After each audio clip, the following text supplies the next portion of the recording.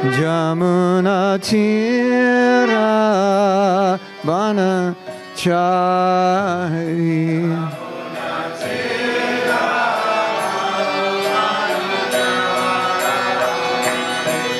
Jaya Radha Madhava Kunja Vihari.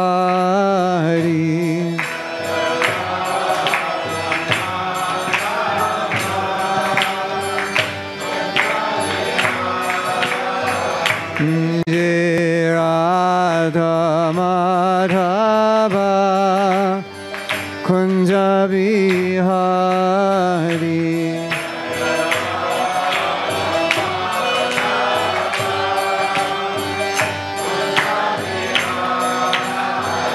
Jai Gopi Jana Balaba Girivaradhari. Gopi Jana Balaba. Jai Gopi Jana Balaba Girivaradhari.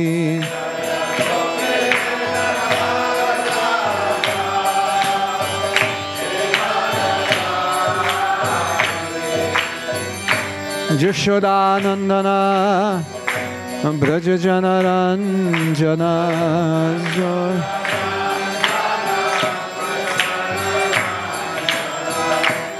Jashodanandana Brajajana Ranjana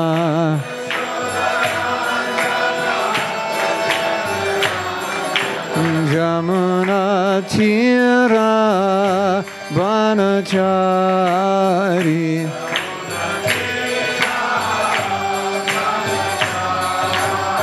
Jamuna Tira Banachari.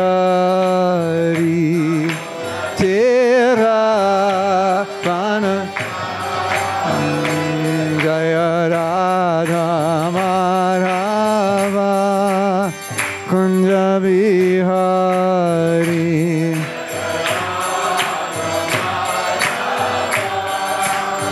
Kunja Vihari. Jaya Radha Madhava Kunja Vihari.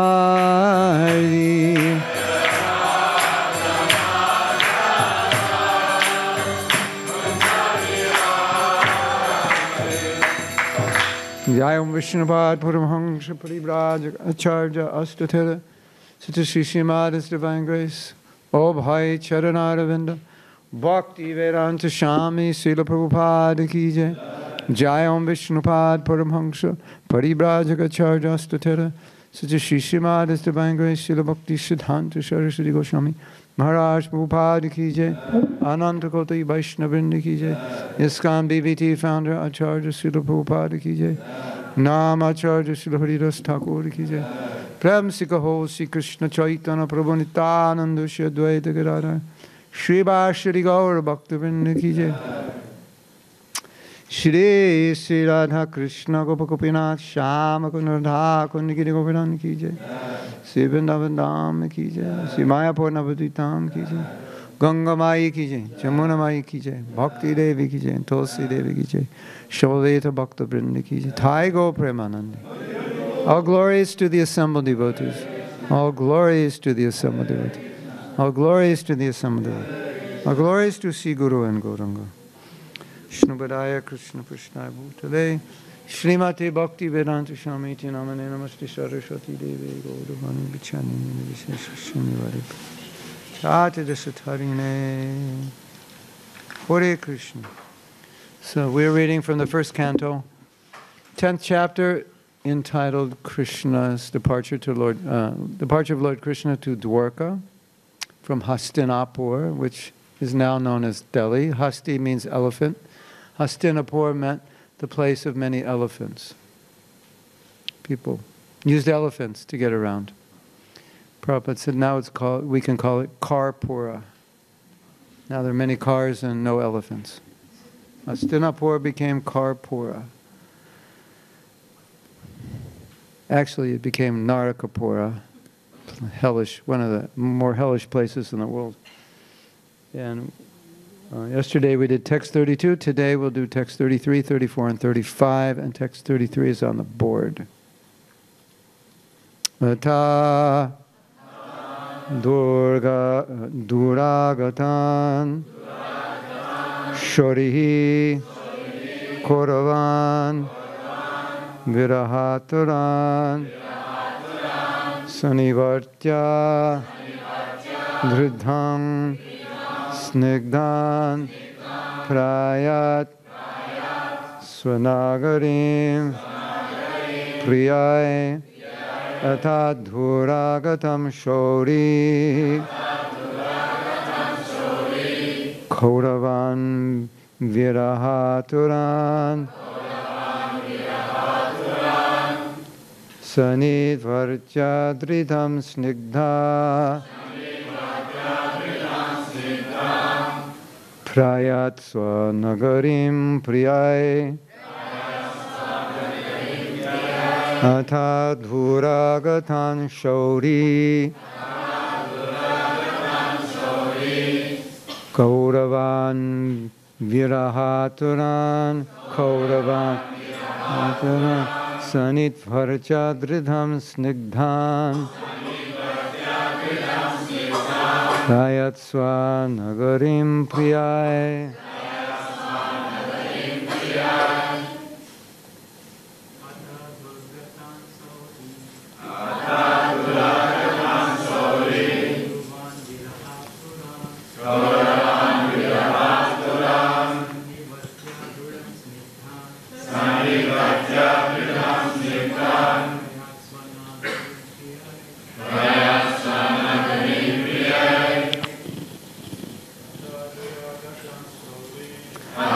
Dhuragatam shauri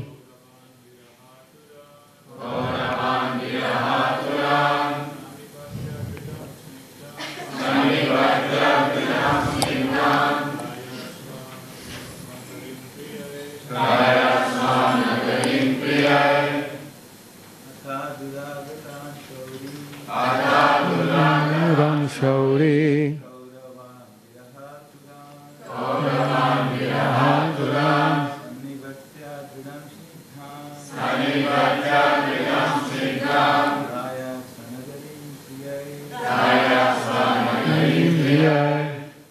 ladies.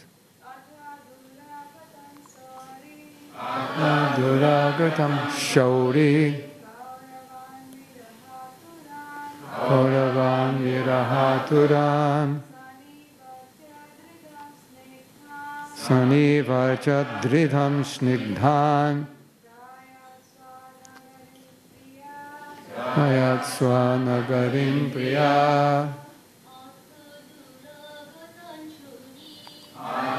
duragatam shauri kauravan virahaturan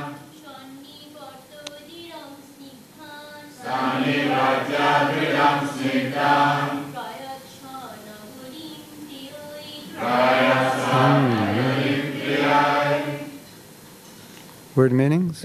Ata, thus, duragatan, having accompanied him for a long distance. Shori, Lord Krishna. Kauravan, the Pandavas. Virahaturan, overwhelmed by a sense of separation. Sanivartya, politely persuaded. Dridham, determined. Snigdhan, full of affection. Prayat, proceeded. Sunagarim, towards his own city. Dwaraka, Priyai, with dear companions. Out of profound affection for Lord Krishna, the Pandavas, who were of the Kuru dynasty, accompanied him a considerable distance to see him off. They were overwhelmed with the thought of future separation.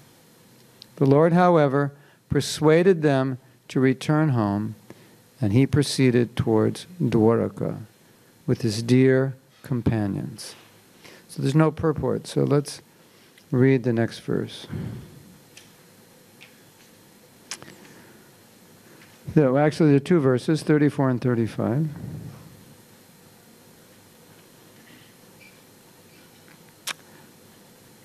Without my reading glasses, I might not be able to properly chant the Sanskrit. Let's try. Kuru jangala panchalan surasenan shayamunan brahmavartyam kurukshetram matsyan sarasvatan atha marudhanam atikramya sovira Virayo Paran Anarthan Bhargavo Bhaskach Chantovaho Managbibu. Translation. O Shonaka, the Lord then proceeded towards Kurujangala, Panchala, Surasena, the land on the bank of the river Yamuna, Brahmavarta, Kurukshetra, Matsya, Sarasvata, the province of the desert and the land of scanty water. After crossing these provinces, he gradually reached Sovira and Abhira provinces. Then, west of these, reached Dwarka at last. Purport. The provinces passed over by the Lord in those days were differently named. But the direction given is sufficient to indicate that he traveled through Delhi, Punjab, Rajasthan, Madhya Pradesh, Saurashtra, and Gujarat, and at last reached his home in the province at Dwarka. We do not gain any profit simply by researching the analogous provinces of those days up to now, but it appears that the desert of Rajasthan and the provinces of scanty water like Madhya Pradesh were present even 5,000 years ago. The theory of soil experts that the desert developed in recent years is not supported by the statements of Bhagavatam. We may leave the matter for expert geologists to research because the changing universe has different phases of geological development.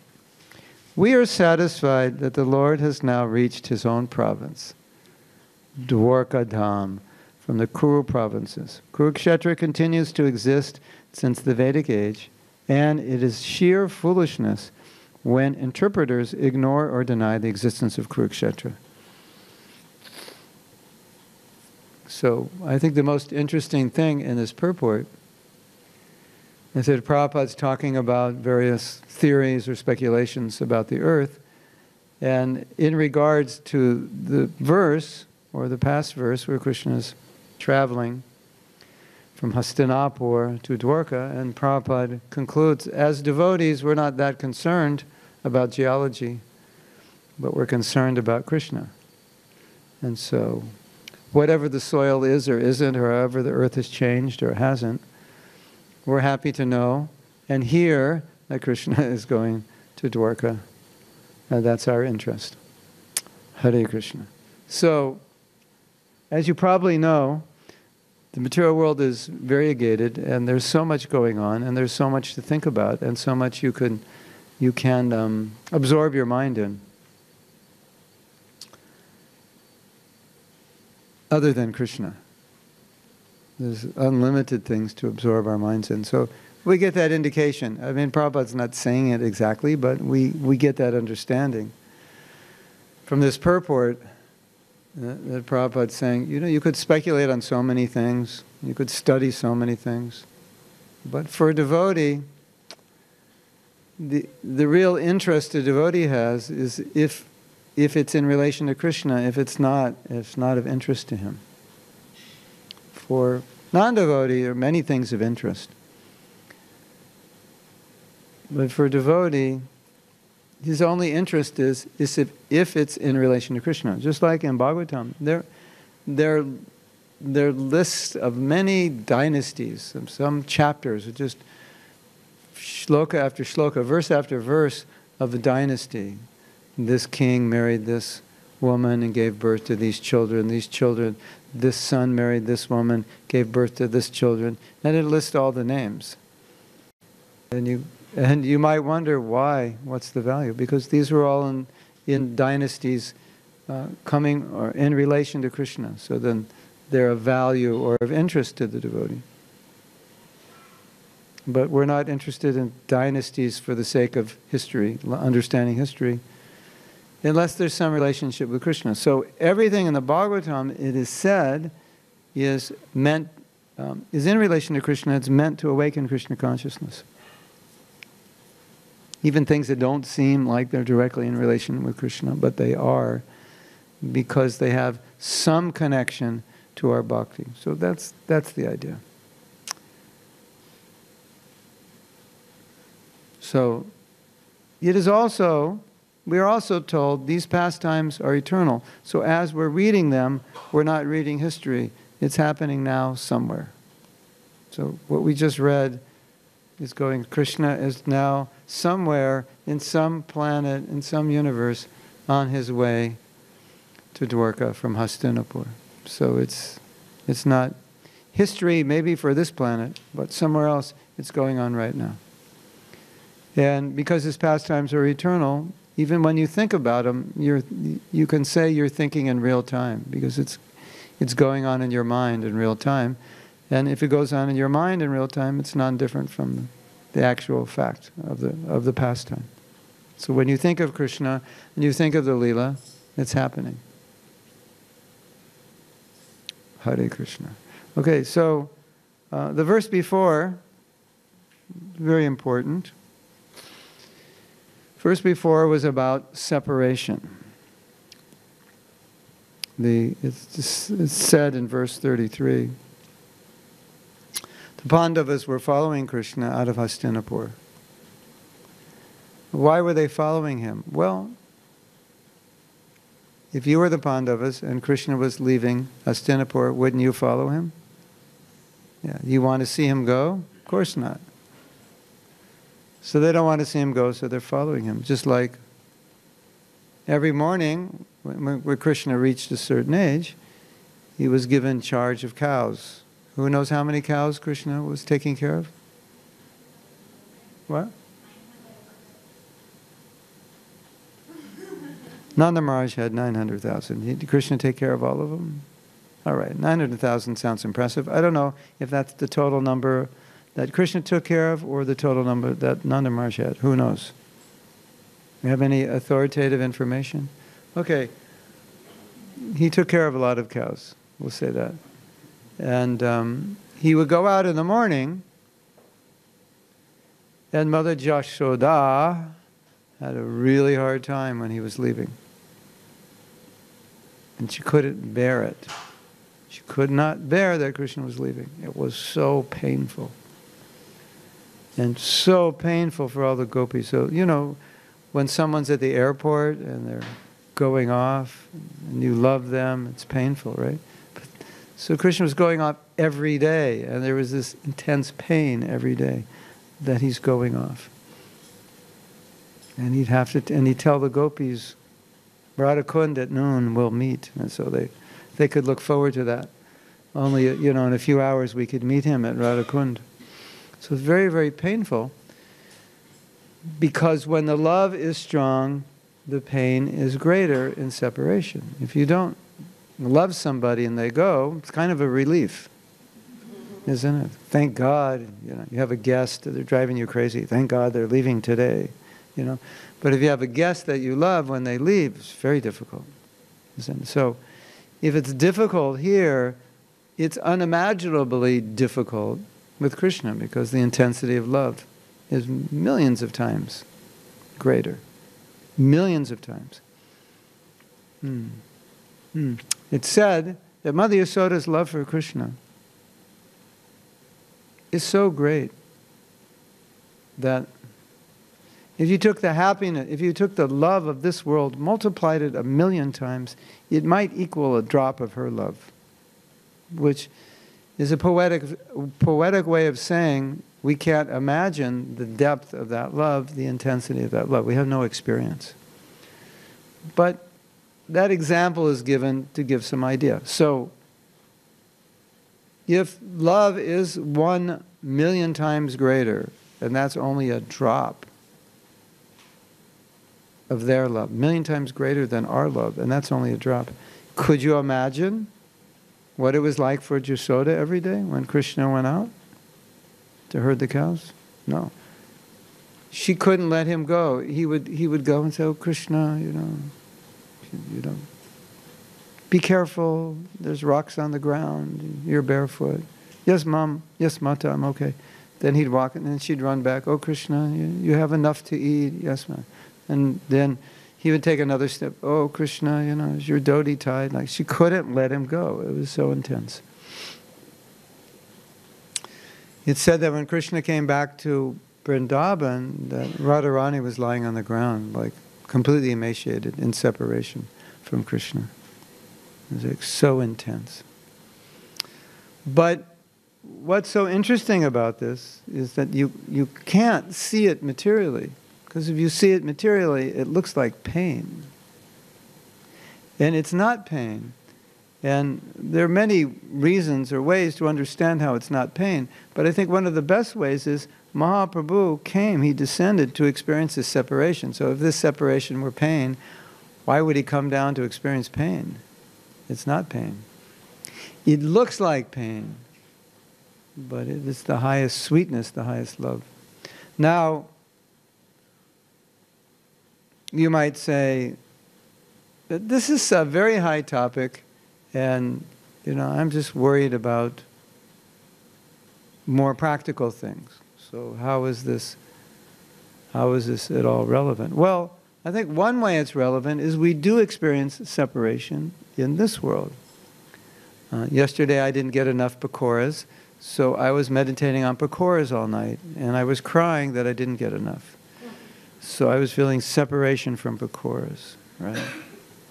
Or my son said he would come back at 10, and he didn't come back till 11. So and he didn't call. So between 10 and 11, I was experiencing separation from my son. That ever happened to you? When your kid or your wife or your husband says, "I'll be back at 8," and it's 11 o'clock at night and they haven't come back? And you're calling them and they're not answering their phone because they're with their friends doing something, they lost track of time, they can't hear their phone because it's a big kirtan. And they come home and like, "Why didn't you call?" "Oh, it's 11? Oh, I forgot. I didn't realize it." And you're in anxiety. What happened to them? Did a monster eat them? Did they get arrested? What happened? Did they get in an accident? So separation, we're experiencing separation here. Right? But the separation from Krishna is liberating us. The separation we're feeling here is basically attaching us. So when we think about separation and we're frank and honest, we realize that in material consciousness we are feeling separation from what? From sense gratification. "Oh, I didn't get enough pakoras today. I'm feeling separation." Isn't it? All right, I went to the store to buy something. It was on sale, half price, and I got there too late. They were selling iPhones, iPhone 10 Super X expanded, for half price, and I got there, and the person in line before me bought the last one. Now I'm feeling separation from an iPhone. Or if you lose, like last night we drove off without my phone. It's like, "Where's my phone?" "Oh no." Phone separation. That ever happened to you? You can't find your phone? Phone separation. "Oh no, I just bought this phone, I can't find it." So we're experiencing separation, but in the material world it is said that everything is a perverted reflection of the spiritual world. So we are feeling separation, but we're feeling separation from sense gratification. In the transcendental pastimes of Krishna, there is no sense gratification. The gopis, the brajbasis, the sakas, the friends of Krishna, the servants of Krishna. There is not one drop of desire to enjoy. in their body, in their heart, in their mind, in their senses, anywhere. So you read Bhagavatam and it says the gopis wanted to kiss Krishna. And that sounds like sense gratification, doesn't it? Oh Krishna, we want to embrace you, we want to kiss you. Because in our world, if we want to do that, it's for our pleasure. Do you kiss someone for their pleasure? Or do you kiss someone for your? Do you hug someone? Generally you do it because it gives you pleasure, right? Yes? Yeah. Admit it. Just admit it. If you don't admit it, it breaks up the sequence of the thought process here, yeah. So the gopis do that, but there's no desire for sense gratification at all. Zero. They only do that because they know it'll please Krishna. The residents of Vrindavan only do things that will please Krishna because they have so much love. There is no desire to enjoy themselves when love is... Just like a mother has so much love for a child, especially when the child is young and helpless, the mother makes so much sacrifice. The mother doesn't even have time to think about herself, right? When a child is young, there's no thought. It's just the child. That's it, right? That's all. When the child is a little older, the child goes to school. Finally, that day the child goes to school. The mother is like, doesn't know what to do. She hasn't even thought about herself for 5 years. And then the kid's in school. It's like, oh my God, I can actually relax and think about myself. So imagine the love of the residents of Vrindavan. It's millions of times greater. There are no thought about themselves.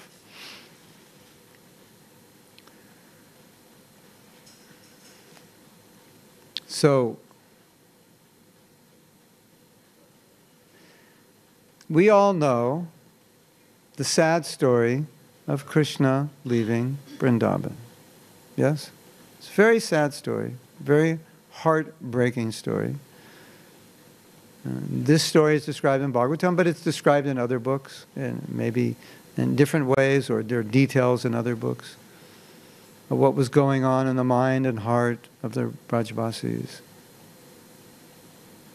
Very, very intense.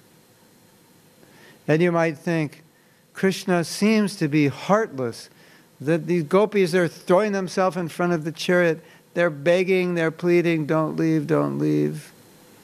They're sitting there stunned, they can't believe it, Yashoda can't believe it, she's going just fainting, and you think, how could Krishna do this? This is so cruel. Have you ever thought like that? Why is Krishna doing that? To increase the love of the residents of Braja. The only business that Krishna has is to increase the love of his devotees. That's it. That's his business.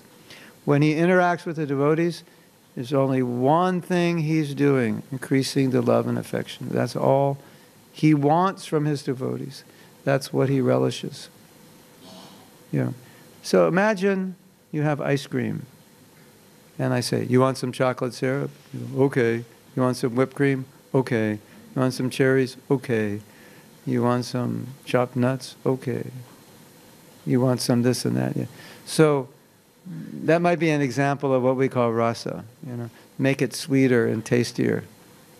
So Krishna is always pouring chocolate syrup on the ice cream relationship with his devotees, and pouring cherries and walnuts and whatever they throw on ice cream these days.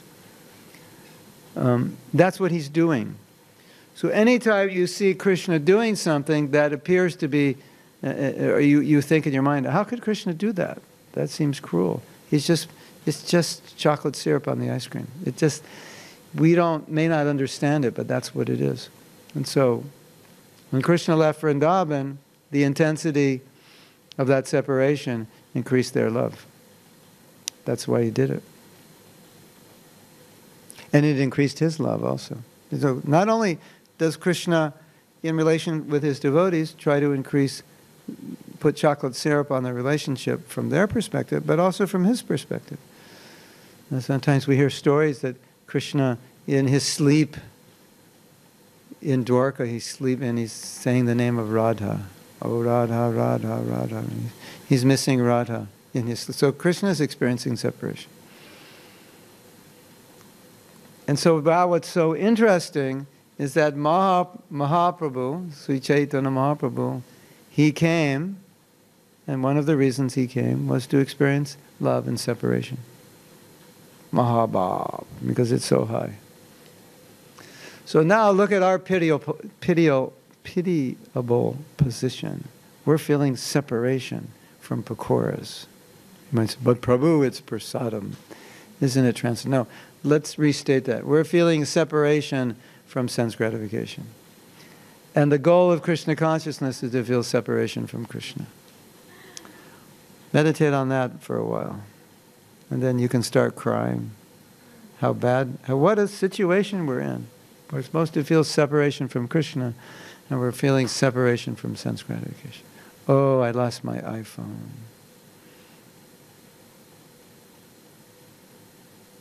Yes? Yeah. So, from separation from iPhone or pakoras to separation from Krishna, that's the process. That's the direction we're trying to go.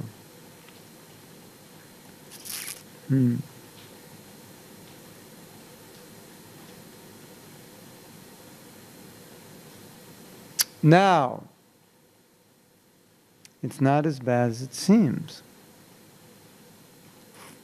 Because by the grace of Krishna, we can get a little taste for Krishna consciousness, and we can get a little taste of separation. Just like I've been in Mayapur, just came back, or came from Mayapur, not back. Well, I came back here after 2 years. I came from Mayapur. So now I'm missing Mayapur. So I'm feeling some separation from Mayapur. Or some of you have gone there or to Vrindavan, and when you come back, you feel some separation. So you think about Vrindavan. You think about Mayapur. You think about what you did. That's good. Right?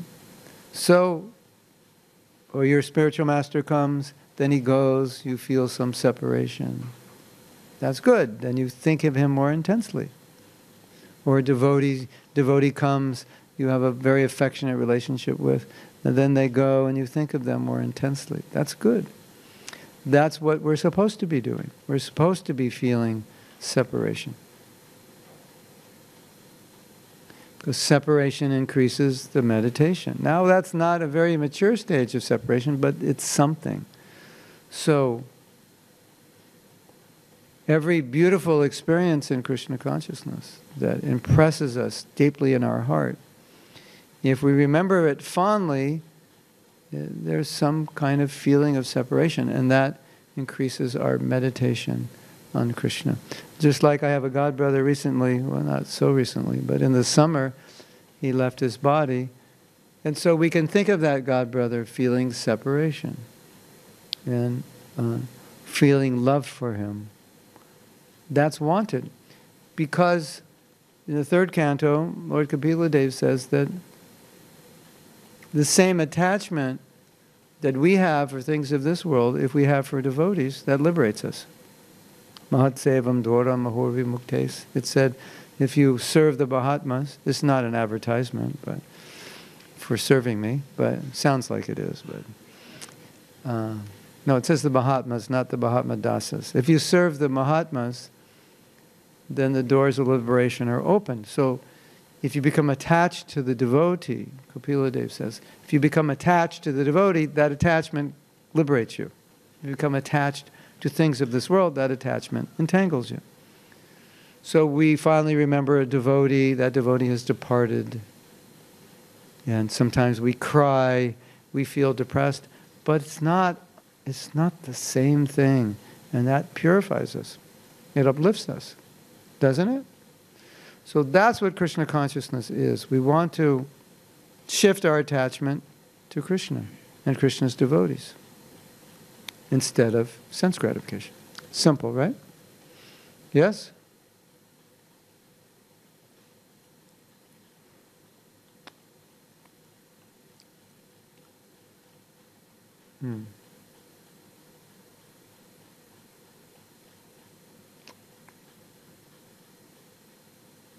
Rath Yatra. You know Rath Yatra? You have Rath Yatra here? Yeah. You know what's going on in Rath Yatra? The mood of Rath Yatra? It's bringing Krishna back to Vrindavan. Wow, it's very, very deep. When Mahaprabhu was at Rath Yatra, he was chanting a shloka that the gopis chanted at Kurukshetra.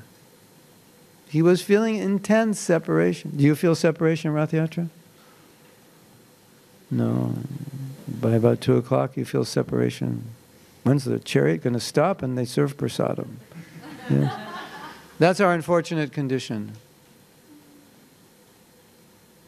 Mahaprabhu was chanting this verse that Radharani and the residents of Vrindavan chanted at Kurukshetra. They met Krishna at Kurukshetra and they said, this is the same night in autumn. You're the same Krishna, we're the same, I'm the same Radha.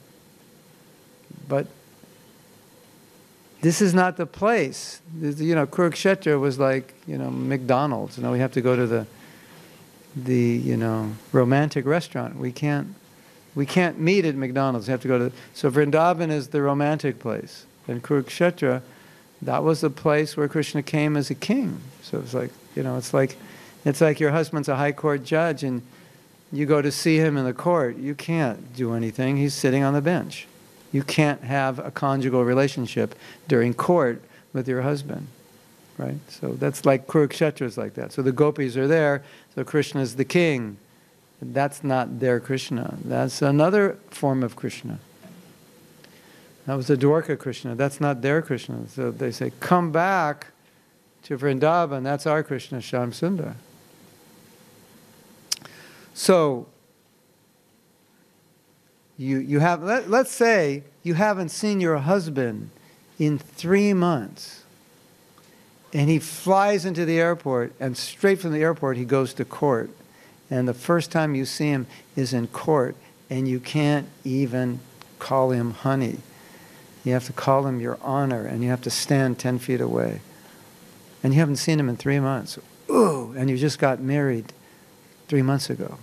Ooh, drive you. It's not what Kurukshetra was like. Kurukshetra was 1,000,000 times more intense. But you get the idea, right?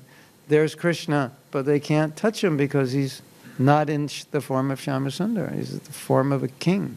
Vasudev, Narayan, Dwarkadish. So the intensity of separation was reaching new limits in Kurukshetra. The residents of Vraja are there with Krishna, but they can't have him. That's a kind of separation. It's an interesting kind of separation. There are different kinds of separation. That's one kind of separation. When you're together, but you're separate. You're together, but you can't enjoy. So they were feeling, the gopis, Brajbasis, were feeling very, very intense feelings of separation. And so that prayer Radharani said, this is the autumn season. It's just when we had Ras Leela, and I'm the same Radha, you're the same Krishna. But you have to come back to Vrindavan. So that separation reached new heights, and that's what Mahaprabhu was singing during Rath Yatra. That was his meditation. Rath Yatra means we're taking Krishna back to Vrindavan. That's the mood. Have you ever been in that mood during Rath Yatra? Chanting that song, feeling separation. Well, that's what it's all about. We're supposed to cultivate that. So why don't we feel that? Why don't we cultivate that? Well, you know the answer. Because we're meditating on pakoras and halava and feeling separation from them. And in anxiety over, will this girl marry me or not? And, will I make another $100,000 this year? I lost money in investment. Now I'm feeling separation from that. That's the problem. That's why we're not feeling separation from Krishna. Yes? And it's so unfortunate because unless we love Krishna, we're going to be miserable. That's just a reality. We'll never get the love we want because it's love of Krishna. We'll never get what the heart desires because it's with Krishna. So, we will stop here. If we go further, it will get too esoteric. So, I tried not to make it too esoteric, just to make it practical. So, Anyone have any questions or comments? Yes. It's not relevant, but may I still ask this from yesterday's class? Okay, yesterday's class. Let's suppose like if you're talking about feeling separation, now air conditioning is not working and I'm just getting allergy, and while the class was going on, I was really trying to like focus. I was in endeavor. I just want to ask, how can we actually get over this? How can we actually get over it and think and understand actually in like practicality that Krishna's names are much more blissful and high, can bring us so much more soothing. It might not be, I mean, this is just very temporary, and yes, Krishna's names are so beautiful. No, how to get that? Only by perfecting our chanting.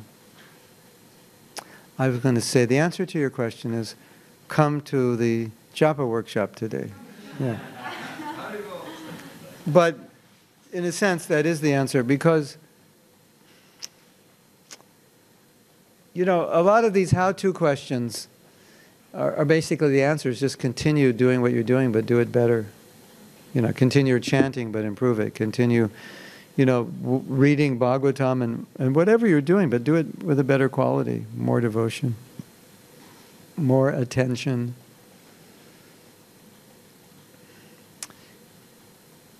If we can come to the stage of Shuddha Nam, chanting the name purely, then that will solve all the problems. But there's so many things getting in the way of chanting purely. So, the easy answer is chant purely. The difficult answer is how to get rid of all the things that get in the way of pure chanting. We did a retreat in Mayapur, and I told the devotees, this is going to be an inverse japa retreat. We're not even going to talk about japa. All we're going to talk about is all the things that get in the way of good japa, like pride, envy, jealousy, dishonesty, and so forth. So we dealt with all those things, because unless you clear those out, you can't practice humility, and if you don't chant humbly, you'll never chant purely, and if you don't chant purely, then guess what? You get to take birth again. You get another body, and then do it again. So the goal is pure chanting, and so you have to live purely to chant purely. And the sad news is we can't chant purely unless we're humble. And I know it's not easy to be humble, and sometimes we don't even want to be humble because we don't like being humble, because we think if I'm humble, somebody's going to take advantage of me, or this Prabhu is going to get in line in front of me and get all the bakoras before me. So being humble is not practical. We think stupid ways like this. I mean, it sounds funny, but we actually think like this. But the fact is, unless we deflate our false egos, unless we overcome our envy and jealousy, we can't chant a pure name. I mean, we try. Every day we try to chant. But trying, is good. But we have to try a little harder to remove the anarthas. If I'm hateful, resentful, proud, controlling, demanding, and I'm trying to chant Hare Krishna, yes, we'll get purified slowly, slowly. But if we work on removing those anarthas, it's much faster. Because until those anarthas are removed, we can't become pure. Now someone would say, well, yeah, but you just chant, it'll remove those. Yeah, but if you chant impurely, how does it, it's like it's a conundrum. I chant impurely, how do I remove you have to actually, work on it also, removing that. Chant in a humble state of mind. So, the goal is Shuddha Nam, pure chanting. That's, pure chanting. The goal is not chanting. That's not the goal. A lot of us think the goal is chanting. Just chant. That's not the goal. The goal is chanting purely. Just chanting doesn't help that much. Purely chanting is what helps, right? You can do some yoga asana your whole life the wrong way, and you didn't get the benefit. You never breathed doing it. You're supposed to have your back straight, and your back was like this, and so you do it, and no benefit. So the point is not just do the yoga asana every day. You have to do it right. So that's the idea. So the answer to all the how-to questions are chant purely. and remove all the things that get in the way of pure chanting. Okay, I have something to say. You won't be happy to hear it, but it's true. One of the barometers of our spiritual advancement is how envious we are of others. Because envy is the entangling, envy is the calling card into the material world. And so if we still hold on to envy, we still have the card. We still, are officially citizens of this world, I don't say calling card, that was your visa, your entry visa to the material world. And as long as you have envy, your visa is still valid. And as long as you have that visa, you can't go back. So envy is a good barometer. If I see this devotee is outdoing me, does that upset me? That's a good barometer of how Krishna conscious we are or we are not. Pride, what do you want people to think about you? How do you want to impress people? When you show up, well, what do you want them to believe about you? I'm beautiful, I'm smart, I'm Krishna conscious. Look at my tilak. I'm going to spend 3 hours putting my tilak, so when people see me in the temple, they're going to think, oh my God, she must be a pure devotee. Look at that tilak. Now, of course, I'm exaggerating, but there is truth to that. Yes? There is truth to these things. So, pride. I want to impress people. I want to control situations. We have to become free from these things to chant purely. Of course, chanting will help us. But we have to work on these things also. We have to be aware of these things. So when we chant purely, then everything is good. Shuddhanam.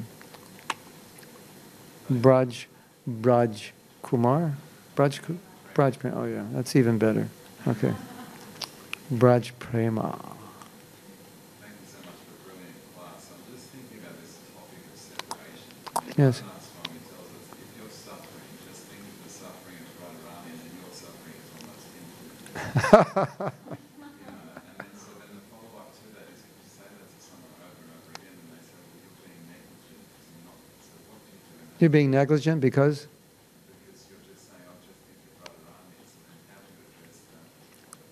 You're separate, you mean, you were asking how do you deal with feeling separation from being Krishna conscious or separation from Krishna? Your own separation? Or the other person, because so many times you say, oh, just think of Radharani, because her suffering is so much greater. And then they come back and say, well, you're being negligent because you're not addressing my requirements. Oh, you're not being empathetic, yeah. And their problem is they're feeling separation from Pakoras or separation from Krishna? Which one? Oh yeah.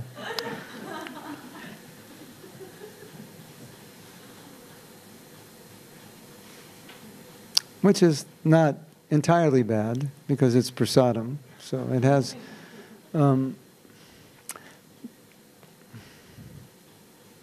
Yeah. Well, the real problem is. That's the real problem, that we're feeling separation from sense gratification. If sense gratification were the panacea, then you can just give that person sense gratification and they would be fine, right? But it's not. And, I mean, the reality is sometimes we have to feel bad about our material condition.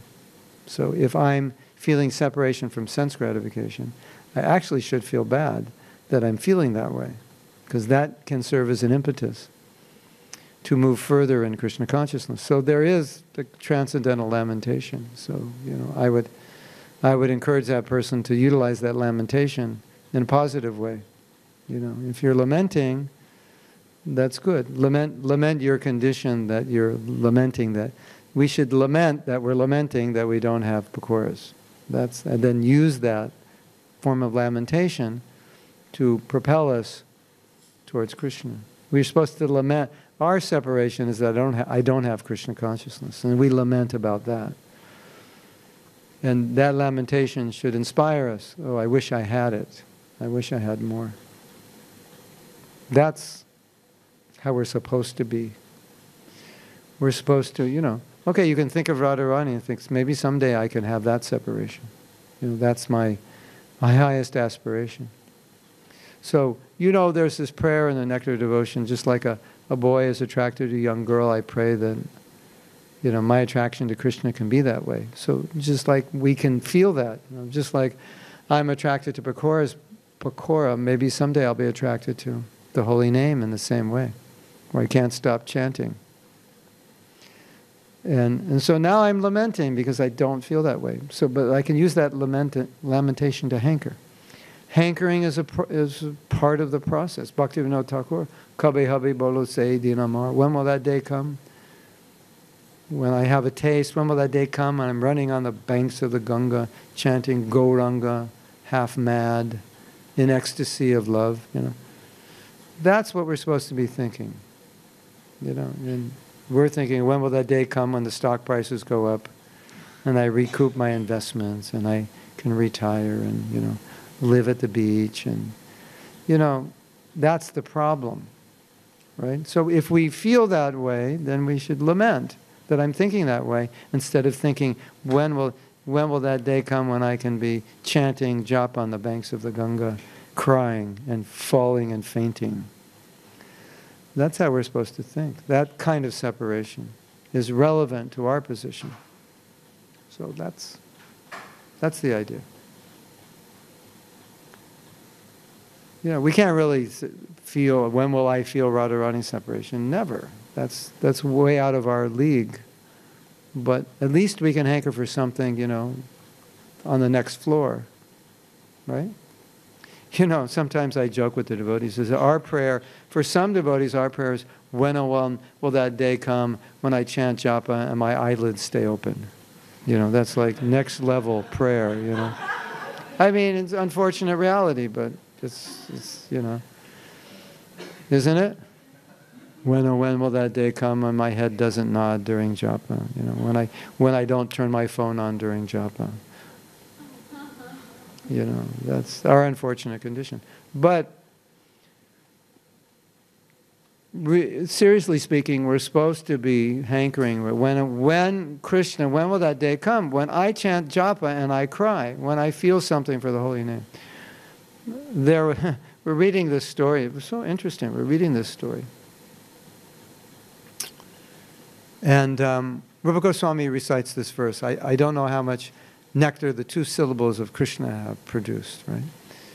And when Haridas Thakur heard that verse, he got up and started dancing. Now, we've heard that verse. We've all heard that verse.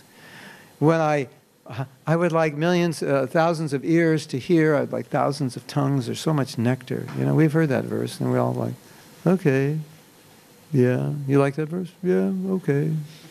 Not bad, There's so many verses. Yeah, that's a nice one, And Thakur Haridas, he gets up and starts dancing. Why? Because he became ecstatic hearing that verse.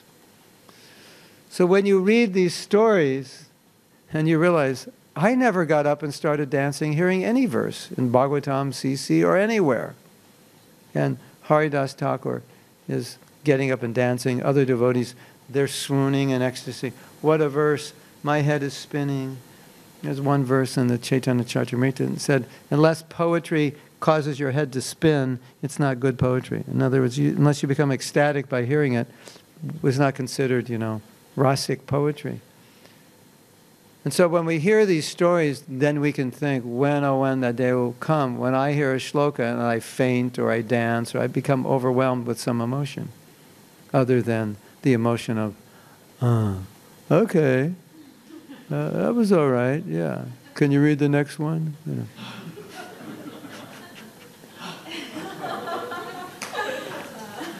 Isn't it? Yeah. By the way, Prabhu, what time's breakfast? That's our condition, unfortunately. Of course, I'm just exaggerating, but to make the point. But as you advance, then you'll read that verse and go, wow, what a beautiful verse. I love that verse. You'll write it down. You'll chant it.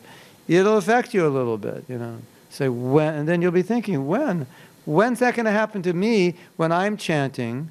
When I finish my 16 rounds, I think, oh, Let's do another 16. I'm at 32. Let's do another 16. I'm at 64. I haven't eaten breakfast yet. It's 12 o'clock. Maybe I should eat breakfast now. When will that day come when I feel something for the holy name? That's what we want, you know. So now we're feeling separation. We're feeling separation from rasa, from taste. So we can pray to Krishna, please, I'm feeling separation. When will that day come when I have some attraction? Because we're so attracted to this world. And if we are attracted to this world, you know what happens? You know where you go? You go to the place you're attracted to. So if you're attracted to this world, then you get to come back here. If you're attracted to the spiritual world, you get to go there. So, Prabhupada wants us to go there. That's why he came. He came to get us out of here. We've been here way too long. He came to get us out of here. We're all thinking, oh, but just give me 10 more years so I can achieve A, B, and C. But Prabhupada said, you achieved A, B, and C in millions of lifetimes. It's not the first time you achieved A, B, C. This is chewing the chewed multiple times. So Prabhupada would always say, just stop chewing the chewed in this life and just get out. Pack your bags, do your business, go to the airport, go back to Vaikuntha, get out. Don't stop on the way to the airport to do this and that. That's what so many lectures Prabhupada gave us. That was the mood. Get out. Finish your business, get out. Don't hang around. You've been here too long. So I have a new joke going on. You know, when you go to a hotel, you give it a rating, 5 stars, or products, you know, but a hotel is a better example. So you go to a hotel. So let's say the material world is the hotel you're staying in. What rating do you give it? Oh, very good. I'd come back here. I'd give it 5 stars. No. You should give it no stars. Right? What's your rating on the material world? No stars. Don't come back. Don't ever come back here. This is the worst place ever. Why didn't you like the hotel? Because when you go there, you get old. And you get disease. What crazy hotel is that? As soon as I walked in the room, I started getting old. And I got sick. And then Yamaraj came and killed me. I don't like that hotel. I give it no stars. Don't ever go to that hotel. So if you're going to give the material world hotel any stars, guess what? You get to come back to that hotel. So what's your review of the material world? How many stars do you give it?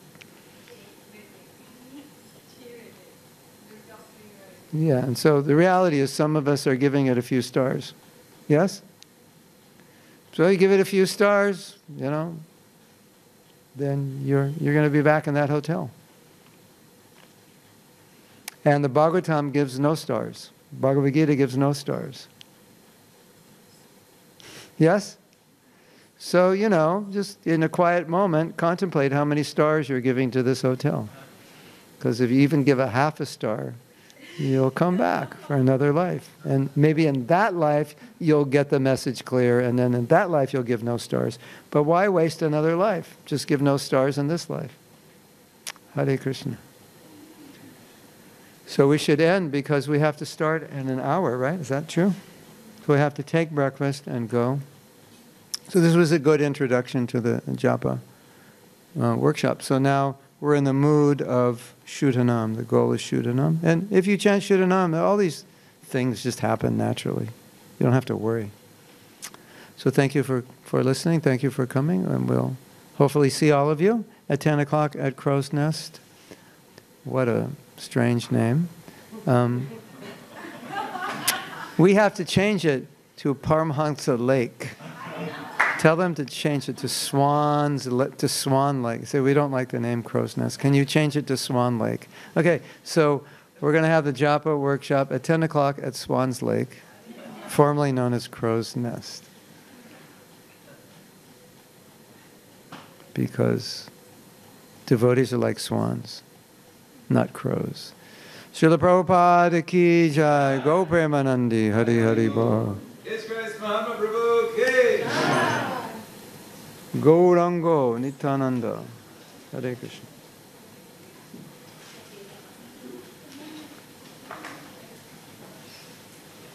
Hare Krishna. Krishna Krishna. Hare Ram.